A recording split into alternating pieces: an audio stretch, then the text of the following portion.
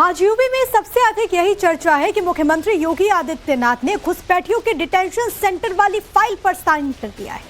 अब यूपी में घुसपैठियों की खैर नहीं है। योगी ने वो आदेश दे दिया है जिसके बाद अब यूपी में छिपे एक एक घुसपैठिए रडार पर है। जिले जिले से पकड़कर उन्हें डिटेंशन सेंटर में रखने का आदेश है।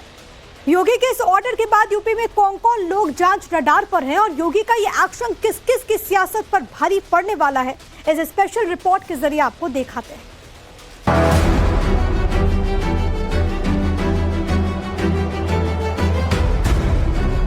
घुसपैठियों का लॉन्चिंग पैड नहीं बनने देना है। याद करना, ये लोग आएंगे, पंचर बनाने के नाम पर आएंगे, विकास का ही पंचर कर डालेंगे, नहीं बनने देना है। हमारे यहाँ भी घुसपैठी हैं यूपी में। मुख्यमंत्री जी उत्तराखंड के हैं। हम तो चाहते हैं उत्तराखंड भेज दिया जाए। 8 सालों में तो घुसपैठियों की पहचान नहीं कर पाए। अगर अव्यवस्था पैदा करोगे, चंड मुंड बनकर के कार्य करोगे तो मां भगवती कभी बर्दाश्त नहीं करने वाली है। फिलहाल उत्तर प्रदेश में एक ही बात गूंज रही है, बाबा फुल एक्शन मोड में हैं। उनके निशाने पर घुसपैठिए हैं। उत्तर प्रदेश के सभी 75 जिलों में अब घुसपैठियों का आखिरी समय आ चुका है।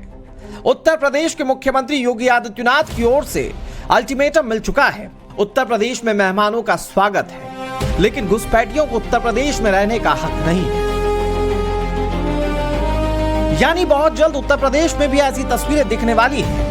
उत्तर प्रदेश में भी बांग्लादेशियों की ऐसी भागम भाग दिखने वाली है, ठीक ऐसी ही जैसी अभी बंगाल में दिख रही है।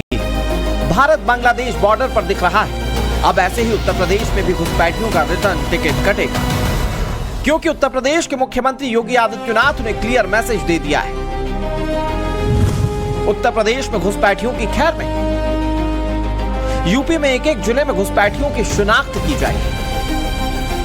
सीएम योगी आदित्यनाथ का सख्त फरमान है, घुसपैठियों की पहचान करो। उत्तर प्रदेश में घुसपैठिए बर्दाश्त नहीं होंगे। हम सब कुछ स्वीकार करेंगे, लेकिन अपने देश और अपने धर्म के खिलाफ कुछ भी स्वीकार नहीं करेंगे। उत्तर प्रदेश में एसआईआर की प्रक्रिया फुल एक्शन मोड में है। घुसपैठियों की अब एक नहीं चलने वाली। योगी ने एसआईआर की स्कैनिंग में घुसपैठियों को ठीक वैसे ही बॉर्डर पार करने की बात कही जैसे दूध से मक्खी को निकालकर फेंका जाता है। जैसे बंगाल में बांग्लादेशी बरसों से बिना किसी लीगल डॉक्यूमेंट के रह रहे थे, चोरी से झूठा पहचान पत्र या वोटर आईडी भी बनवा लिया था, लेकिन पश्चिम बंगाल में एसआईआर शुरू होते ही वे अचानक क्यों भागने लगे। वैसे ही उत्तर प्रदेश में सालों से कुंडली मारकर बैठे घुसपैठिए या तो अपने आप पतली गली से निकल लेंगे या फिर योगी के डिटेंशन सेंटर में मिलेंगे। योगी आदित्यनाथ का ऑर्डर लाउड एंड क्लियर है। उत्तर प्रदेश के हर जिले का प्रशासन अपने क्षेत्र में रहने वाले अवैध घुसपैठियों की पहचान सुनिश्चित करे, नियमानुसार उनके खिलाफ एक्शन शुरू करें। घुसपैठियों को रखने के लिए हर जिले में अस्थायी डिटेंशन सेंटर बनाए जाएं। डिटेंशन सेंटर में विदेशी नागरिकता रखने वाले घुसपैठियों को रखा जाएगा और वेरिफिकेशन की प्रक्रिया पूरी होने के बाद अवैध घुसपैठियों को तय प्रक्रिया के तहत उनके मूल देश भेजा जाएगा। यानी बहुत जल्द उत्तर प्रदेश में सभी 75 जिलों में डिटेंशन सेंटर बनकर तैयार हो जाएंगे। एक एक घुसपैठिए की पहचान कर उनका जिला निकाला किया जाएगा। इसके लिए सबसे ज्यादा असरदार हथियार एसआईआर बनकर सामने आया है। लेकिन समाजवादी पार्टी के मुखिया अखिलेश यादव के दिमाग में एसआईआर को लेकर क्या चल रहा है, जरा ये उन्हीं से सुन लीजिए। भारतीय जनता पार्टी, उनकी सरकार, उनके अधिकारी और चुनाव आयोग मिलकर के ये तैयारी कर रहे हैं कि 2024 में जिन विधानसभाओं में समाजवादी पार्टी जीती है, इंडिया गठबंधन जीता है, उन विधानसभाओं में 50,000 से ज्यादा वोट काट दिया जाए एसआईआर के बहाने। यानी एक तरफ एसआईआर के जरिए घुसपैठियों पर स्ट्राइक, दूसरी तरफ इसे वोट बैंक की फाइट वाले नैरेटिव के साथ पेश किया जा रहा है। ये बात किसी से छिपी नहीं कि देश के भीतर बड़े पैमाने पर बांग्लादेशी, रोहिंग्या और पाकिस्तानी घुसपैठिए अपना अड्डा बनाए हुए हैं उत्तर प्रदेश में देश की सबसे बड़ी आबादी रहती है। ऐसे में यूपी में घुसपैठ से इनकार नहीं किया जा सकता, लेकिन जब भी घुसपैठियों के खिलाफ एक्शन की बात होती है तो विपक्ष भड़क जाता है। हमारे यहाँ भी घुसपैठी हैं यूपी में, मुख्यमंत्री जी उत्तराखंड के हैं। हम तो चाहते हैं उत्तराखंड भेज दिया जाए। केवल यही घुसपैठी नहीं है, विचारधारा से भी घुसपैठी हैं। ये बीजेपी के सदस्य नहीं रहे, दूसरे के सदस्य थे। आप बताओ किस पार्टी के सदस्य थे वो? तो बताओ भारतीय जनता पार्टी में घुसपैठी हुए कि नहीं हुए?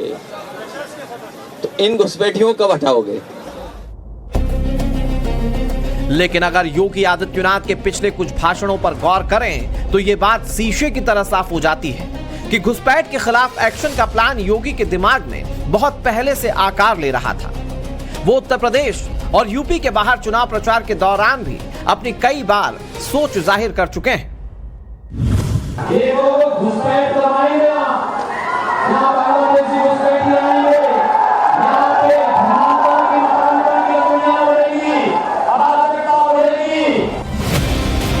लेकिन जब भी घुसपैठियों के खिलाफ बड़ी ड्राइव चलाने की बात कही जाती है तो विपक्षी खेमे और उसके इकोसिस्टम में हाय तौबा मच जाती है। तरह तरह की दलीलों के साथ जाने पहचाने चेहरे मोर्चा खोल देते हैं कि आज दुनिया का मुसलमान एक आदमी न्यूयॉर्क का मेयर बन सकता है, ममदानी लंदन के अंदर मेयर बन सकता है, एक खान हिंदुस्तान के अंदर किसी मुस्लिम यूनिवर्सिटी का कोई आदमी वाइस चांसलर नहीं बन सकता, और अगर बनेगा तो आजम खां की तरह जेल के अंदर जाएगा, इकबाल की तरह औलाद जेल में डाल दी जाएगी। आज देख लीजिए अल-फलाह का क्या हो रहा है, जेल में पड़ा हुआ है और कितने साल जेल के अंदर गुजरते हैं नहीं जानता कोई आदमी। सुना आपने कैसे जब भी अवैध घुसपैठ का नुकसान, डेमोग्राफिक चेंज की चुनौतियों और खतरे की बात होती है तो वोट बैंक की पॉलिटिक्स करने वाले विपक्ष और उसके इकोसिस्टम के कान खड़े हो जाते हैं। वो इसे सीधे भारतीय अल्पसंख्यकों से जोड़कर शोर मचाना शुरू कर देते हैं। ये आरोप लगाए जाते हैं कि घुसपैठ या फिर डेमोग्राफिक चेंज वाला राग सिर्फ और सिर्फ हिंदुत्व वाली राजनीति लाइन को गाढ़ा करने के लिए छेड़ा जा रहा है। ये जो सरकार आई है इसने बहुत ही प्लान्ड तरीके से, बहुत ही नियोजित तरीके से एक धर्म के खिलाफ और धर्म से जुड़े हुए पढ़े लिखे लोग हों, इंटेलेक्चुअल हों, उनके खिलाफ एक कैंपेन चलाया। इसमें कोई दो राय नहीं है। उसके साथ साथ उन्होंने समाज में जो सांप्रदायिकता फैलाई है उसमें भी कभी कभी कुछ हमारे ऐसे धर्म के लोग, उससे जुड़े हुए लोग, इनको ये लगता है कि अन्यथा उनके साथ अन्याय हो रहा है, और उसमें बाद में कोई दो राय नहीं है।